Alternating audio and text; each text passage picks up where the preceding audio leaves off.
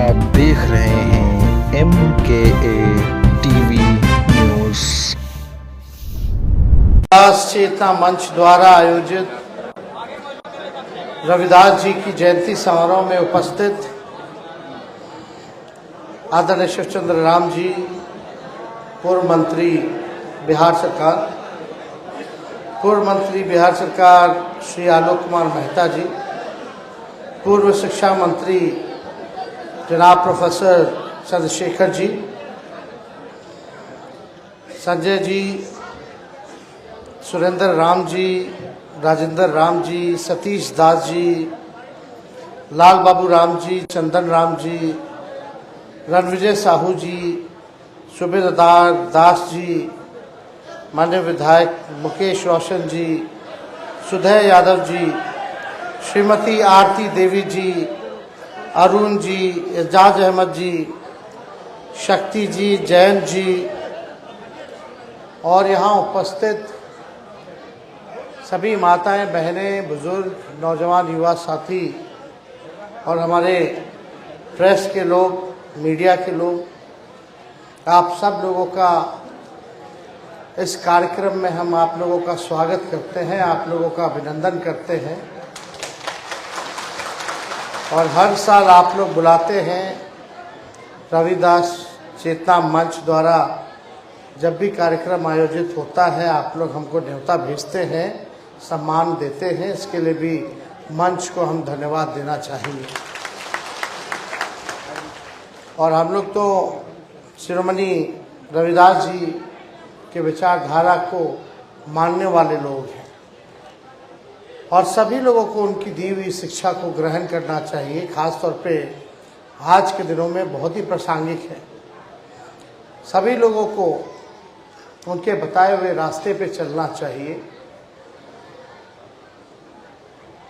आज का दौर जहां संविधान खतरे में है, लोकतंत्र खतरे में है, जहां गरीबों की नहीं सुनी जा रही है, किसानों की नहीं सुनी जा रही है, मजदूरों की नहीं सुनी जा रही है, गरीबी मिटाने की बात नहीं की जा रही है, लोगों को सामाजिक न्याय के साथ साथ आर्थिक न्याय कैसे मिले इस पर चर्चा नहीं की जा रही है, बल्कि लोग सत्ता में बैठे हुए लोग आपस में भाई को भाई से लड़ा करके सत्ता में कैसे काबिज हो, लोग वही चाहे जो लोग सत्ता में बैठे कि हम सब आपस में लड़ते रहें, बंटते रहें और वो लोग राज करते रहें। तो खास तौर पे मेरा मानना है कि देश का सबसे अगर कोई पवित्र किताब है तो वो संविधान का किताब है। और देश जो है संविधान से चलता है, लेकिन संविधान की आड़ में आजकल लोग संविधान को ही खत्म करना चाहते हैं। वो लोग बाबा साहब के संविधान को नहीं मानते, बल्कि वो लोग आरएसएस के एजेंडा को लागू करना चाहते हैं संविधान की जगह पर। लेकिन हम सब लोग एकजुट हैं और संविधान को बचाने के लिए, लोकतंत्र को बचाने के लिए जो कुर्बानी देनी पड़ेगी वो हम लोग तैयार हैं। लगातार आप लोगों की मांग रही थी, पिछले बार भी हम लोग आए थे, अभी 17 महीने मौका मिला सेवा करने का, तो हम लोगों की कोशिश थी कि जो मुद्दे की बात हो उसको हम लोग लागू करें। सबसे बड़ा दुश्मन क्या है? लोग पढ़ लेते हैं, लिख लेते हैं, डिग्री मिल जाता है, लेकिन नौकरी नहीं मिल पाती। और समाज में अगर सबसे बड़ा दुश्मन है तो बेरोजगारी है। और परिवार में किसी एक व्यक्ति को भी अगर नौकरी मिलती है तो पूरा परिवार खुश रहता है, सुखी रहता है, किसी बात की चिंता नहीं रहती है। लेकिन अगर बेटा पढ़ लिया लिख लिया या बेटी पढ़ लिए लिख ली है, नौकरी नहीं है, तो इससे लोगों को घर में चिंता रहती है। कि भाई घर कैसे चलेगा, आगे पीढ़ी कैसे बढ़ेगी, क्या सिक्योरिटी है।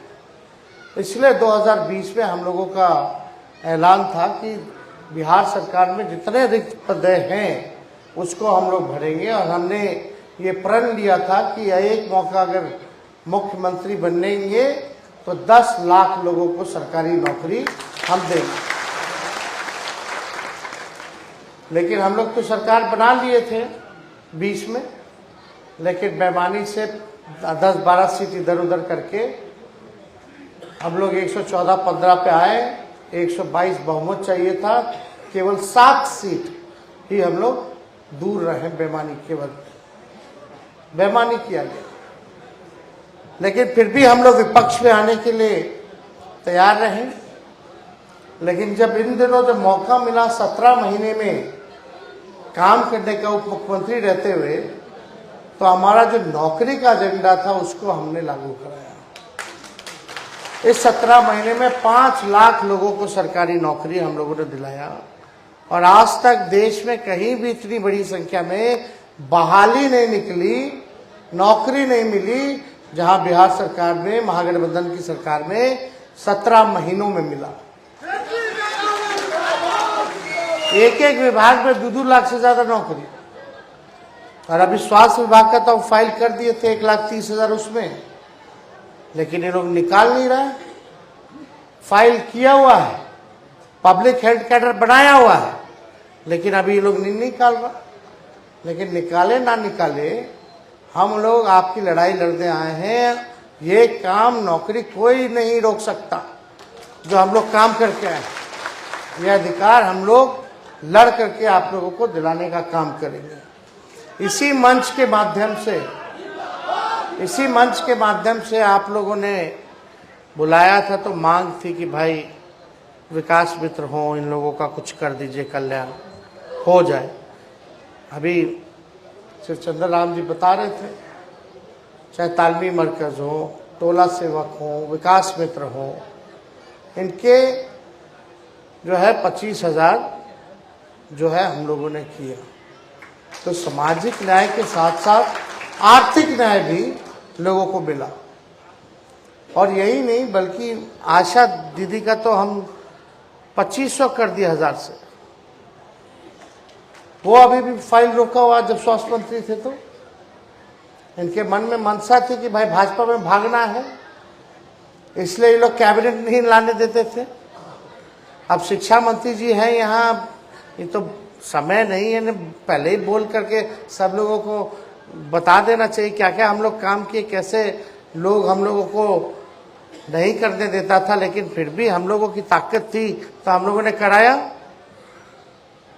ये सारा काम जो है हम लोगों ने किया। ममता हो, आशा हो, सब गरीब परिवार के, समाज के अंतिम प्रधान की महिलाएं हैं, इनको उनका हक मिलना चाहिए, अधिकार मिलना चाहिए। इसको लेकर के हमने भारत के भी स्वास्थ्य मंत्री को चिट्ठी लिखी। वो चिट्ठी अगर ट्विटर पे देखिएगा, फेसबुक पे देखिएगा तो आपको मिल जाएगी, क्योंकि ये फैसिलिटर्स है और भारत सरकार का स्कीम आता है। लेकिन फिर भी हम 2500 कर दिए, और हमने ये मांग की है कि भाई आशा वर्कर लोग को आप जो है कुछ कीजिए, आर्थिक रूप से और मदद कीजिए। ये चिट्ठी मिलेगा, लेकिन भारत सरकार में ना कोई सुनने वाला है ना कोई देखने वाला है। वहां गरीबों को नहीं देखा जाता, वहां केवल पूंजीपति को देखा जाता है, केवल पूंजीपतियों। मोदी जी के राज में गरीब गरीब होता जा रहा है, अमीर अमीर होता जा रहा है। कहाँ कोई सुनवाई हो रहा है, कहाँ कोई कार्रवाई हो रहा है गरीब को लेके।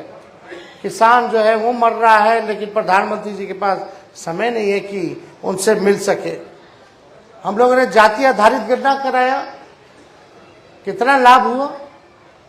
जाति आधारित गणना से ये पता चला कि भाई कौन लोग दिहाड़ी मजदूर है, कौन लोग नाला साफ करता है, कौन लोग ठेला धोता है, कौन लोग भूमिहीन है, किसको पक्का मकान नहीं है, किसके घर में नौकरी नहीं है। ये सारा बना, और हम लोगों ने प्रोग्राम बना लिया था कि ये आंकड़ा हमारे पास आ गया है, इतने गरीब हैं, इन सब के लिए हम लोगों ने इतने बेरोजगार हैं, कौन जाति में कौन गरीब है, ये सारा निकल गया। हम लोगों ने निर्णय लिया कि जिस परिवार में नौकरी नहीं है उसको परिवार को 2 लाख रुपए हम लोग देंगे पूरे बिहार में। जिसको अपना जमीन नहीं है उसको 1 लाख रुपया देंगे ताकि अपना जमीन खरीद सके। घर बनाने के लिए अगर पैसा नहीं है तो 1,20,000 रुपया देंगे ताकि वो अपना मकान जो है कम से कम पक्का का बना ले। इस काम में हम लोग लगे हुए थे, लेकिन चाचा जी पलट गए। अब क्या पलटे नहीं पलटे, जहां रहे खुश रहे। हम लोग क्या बुजुर्ग हो गए, अब क्या हम कोसेंगे। अच्छा थोड़ी लगता है इस उम्र का आदमी बुजुर्ग आदमी को कोसेगा, अच्छा थोड़ी लगता है। हम क्या कोसेंगे, जनता अपना हिसाब किताब करेगी। ये तो आप ही लोगों को ना हिसाब किताब करना है। तो हमको तो उनके प्रति ज्यादा कुछ हमको कहना नहीं है, लेकिन हम लोगों ने आरक्षण की भी सीमा बढ़ाई, क्योंकि जब आंकड़ा सामने आया जाति आधारित गणना के बाद, तो उसमें आप लोगों का भी आंकड़ा जो है वो बढ़ा, दलितों का महादलितों का भी बढ़ा, आदिवासियों का भी बढ़ा। तो उसी हिसाब से हम लोगों ने आरक्षण की सीमा को भी बढ़ाने का काम किया और सब काम हम लोग कर रहे थे। लेकिन कोई बात नहीं, हम लोग सब लोग आपके साथ हैं और आपकी मांग को लेकर के हम लोग लड़ते रहेंगे। लेकिन आप सब लोगों को भी गोलबंद होने की जरूरत है, आप सब लोगों को भी एक रहने की जरूरत है। एक रहिएगा तभी लड़ाई जीतिएगा। और हम लोग चाहते हैं कि आप लोग मुख्य धारा में आए, आप लोग आगे बढ़े। और अभी जो आयोग बना था महादलित आयोग, उसमें भी हमने अध्यक्ष बनाया राजेंद्र राम जी को। इनको मौका मिला, अनुसूचित जनजाति के आयोग में इनको हम लोगों ने अध्यक्ष बनाया। तो ऐसा नहीं है, समाज में हम लोगों ने आप लोगों को ध्यान रखा है और ध्यान आगे देते रहेंगे। आप लोगों का सम्मान बढ़े, इसको हम लोग हमेशा ध्यान में रखें। तो ज़्यादा कुछ हम ना कहते हुए आप सब लोगों को बधाई देते हैं। और कई हमारे विधायक हैं यहाँ, कई हमारे पूर्व विधायक हैं, कई नेता लोग हैं जिनको बोलना था बोल नहीं पाए, सारा समय हमको दिया है। इसके लिए भी उन सभी लोगों को हम दिल से धन्यवाद देते हैं। अब सब लोगों कहीं भी होता है, कोई कार्यक्रम होता है, हम अपने लोगों को यही बोलते हैं, जाओ गरीबों के बीच जाओ, जाओ दलितों में जाओ, जाओ अति पिछड़ों में जाओ, जाओ आदिवासियों में जाओ, उनके दुख सुख का भागीदार बनो, उनको जोड़ो, उनको आगे बढ़ाओ। कोई कार्यक्रम होता है या रैली होती है, रैला होता है, जनसभा होती है, या हम पूरा बिहार 3500 किलोमीटर रोड से घूमे 10 दिनों के अंदर, उसमें भी यही हम लोगों ने संदेश दिया है कि आप लोगों को आगे बढ़ाना है, आप लोगों को जोड़ना है। यही काम में हम लोग लगे हुए हैं। तो यही काम में अब हम सब लोग जो है लगे और बड़ी ताकतों से हम लोगों को लड़ना है। एक तरफ प्रधानमंत्री हैं, एक तरफ मुख्यमंत्री हैं, उनके साथ उनके अलायंस पार्टनर हैं, गठबंधन के लोग हैं। आप देखिएगा भारत सरकार तो है, बिहार सरकार भी है, उनके अधिकारी, इधर के अधिकारी एक बीजेपी मानसिकता के, मीडिया अलग है, पूंजीपति अलग है, सब आपके खिलाफ है। एक हम ही लोग हैं जो एक दूसरे का सहारा हैं। अगर हम लोग मजबूत रहेंगे तो इन सभी बड़ी से बड़ी ताकतों को हम लोग लड़ाई लड़ेंगे। सीबीआई ईडी इनकम टैक्स भी है, सीबीआई ईडी इनकम टैक्स, वो भी बीजेपी के साथ लड़ रहा है, मतलब बीजेपी के साथ होकर उन्हीं लोग का काम को। तो सब लोगों से हम लोग लड़ रहे। तो आप बस इतना ही प्यार, भरोसा, विश्वास जताइए, अपने बेटे और भाई को आशीर्वाद दीजिए। चाहे कोई बड़ी से बड़ी ताकत आएगी, हम लोग लड़ेंगे और जीतेंगे। तो ज्यादा कुछ ना कहते हैं, आप सब लोगों का अभिनंदन करते हैं। अब पुनः हम श्री रविदास जी के चरणों पर श्रद्धा के सुमन चढ़ाते हुए अपनी बात को विराम देते हैं। बहुत बहुत धन्यवाद। जय हिंद, जय बिहार। ना पड़ा चलते हैं